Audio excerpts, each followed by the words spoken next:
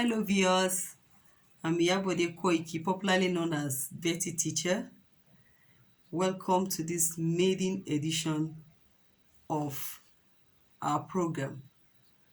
If you're a parent out there or if you're a child out there, this particular topic is very important for you to listen.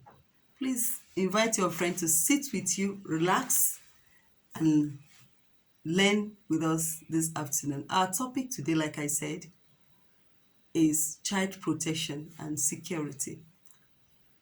Every parent wants his or her child to grow in a safe environment during the developmental stages.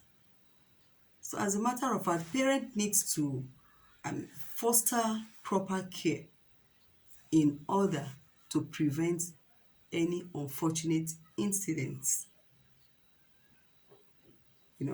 The home, as we all know, is the first socializing agent. The home is the first school of a child, and the mother is the first teacher. So it is important for the child to be properly taken care of in order to prevent the hazard that we are seeing all over in our environment. As a parent, we need to know some one or two things that we should put in place to protect our children against such hazard. What are those hazards? Number one, as a parent, we have to be friends with our children. If you are not a friend to your child, they will go out there to be friends to strangers. Listen to your child. Listen to them. Don't shut them down. Sometimes they are passing through some challenges. They want to share with you. Oh, I'm too busy. Oh, we'll talk about it later. Some children have committed suicide. Some have gone into depression. So please be a good listener. Number three, ask thought-provoking questions once your child is back from school or returning back from a journey. Oh, what happened in school today? Try to find out what happened. And so they'll be able to open up and you'll be able to get some one or two clues to what has happened in the course of the day. Number four, carefully and prayerfully choose your caregiver. It's now an old fashion to call them househelp or maids. You can refer them as caregivers. So carefully pray and select them.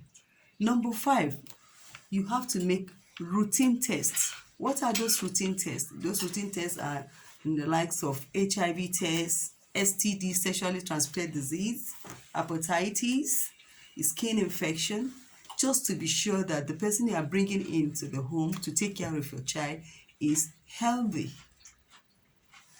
But don't be deceived. Most of these caregivers, they are sexually active and they are abusers. So you have to be very, very sensitive and careful in the selection of your caregivers. Number six, what security measure are you putting in place as a parent? You have to know the company that your child keeps. You have to find out about the family of the friends of your kids. Or if your child comes home regularly and starts mentioning a particular name constantly, you can put a code through.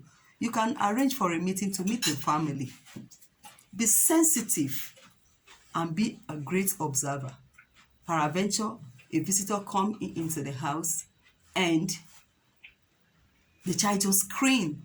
This is a friendly person before, or run away. Try to find out from that child what has actually happened. Perhaps that child has been molested. Train them to dress properly. Train your child to dress properly to avoid exposing their private part. All this can make them to be seductive. Oh, what should my child know? That is another point, another section of the talk. Now I've told you what you as a parent should be able to put in place as a security measure. Now, what should you let your child know?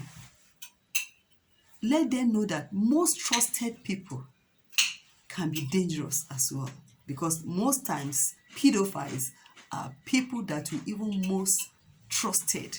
Let them know that trusted people can be very dangerous as well. Let them know the flashlight of suspiciousness. For instance, if a person asks them, asks them not to be confrontational if they are trying to touch their body parts that they are not supposed to touch. Or when the person say, keep this as a secret, don't disclose to mom and dad.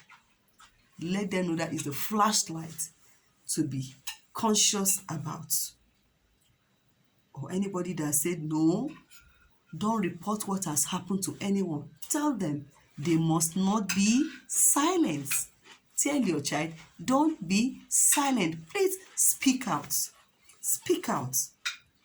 Another thing that we must let our kids know is that they must differentiate between bad touch and good touch. Those bad touch are touching parts, your private part. Your private part is your breast, the other region of the pulpit area, they are the parts that should not be tampered with, but rather yourself. So tell them that when this private part are being tampered with, they must raise an alarm. They must not keep quiet. However, we must let them know that there are strangers that are safe. Irrespective of what is happening globally about policemen, policemen are also regarded as safe strangers. Doctors, nurses that take care of us when we are sick, the firemen, these are good strangers that we must accept. Our culture of don't say no to an elder is an old thing that we have to ignore for now. The era there is a reversal.